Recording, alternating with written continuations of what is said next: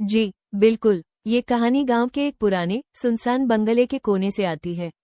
बैठिए, डरिए मत, बस कान खोलकर सुनिए। तीसरी मंजिल का कमरा। गांव के उस पुराने बंगले को सब भूत बंगला कहते थे। कोई वहां रात को जाता नहीं था। कहते थे कि अंग्रेज जमाने में एक जमींदार रहता था जिसकी बेटी की शादी जबरन एक बूढ़े से कर दी गई। शादी वाले दिन दुल्हन ने अपने महलनुमा घर की तीसरी मंजिल से कूदकर जान दे दी। तब से वो कमरा बंद था और उसकी आत्मा भटकती थी। एक बार दो बहादुर लड़के राजू और मोहन शक लगा बैठे कि वे उस बंगले में पूरी रात बिताएंगे। रात को अंधेरा घना था। टॉर्च की किरणें कमरों में डरावनी छायाएं बनाती थीं। घर के अंदर सन्नाटा इतना गहरा था कि अपने दिल की धड़कन सुनाई देती थी। वे सीढ़ियों से ऊपर चढ़े।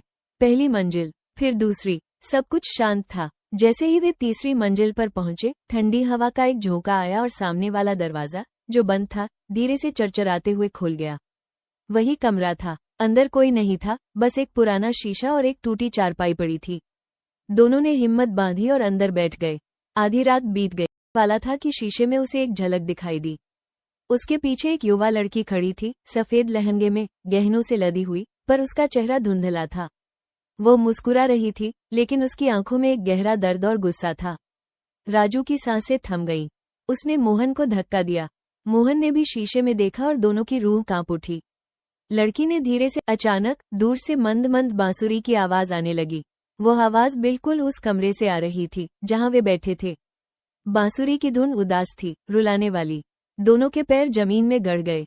तभी टॉर्च की रोशनी में उन्होंने देखा कि दरवाजे की चौखट से लाल रंग का पानी टपक रहा है, धीरे धीरे, और उस पानी से एक गंध आ रही थी, केसर और खुशबूदार तेल की, जैसे किसी दुल्हन के लगाए जाते हैं। उनसे रहा नहीं गया। वे चीखते हुए भागे। सीढ़ियां उतरते समय उन्हें लगा जैसे कोई सफेद परिधान पहनी हुई आकृति ऊपर से नीचे उन्हें देख रही है। वे बिना पीछे मुड़े देखे सीधे गांव भागे। सुबह जब गांव वाले उन्हें ढूंढने बंगले गए तो तीसरी मंजिल का वो कमरा फिर से बंद मिला। लेकिन जमीन पर, धूल में, ताजे पैरों के निशान थे। दो नहीं, तीन जोड़े।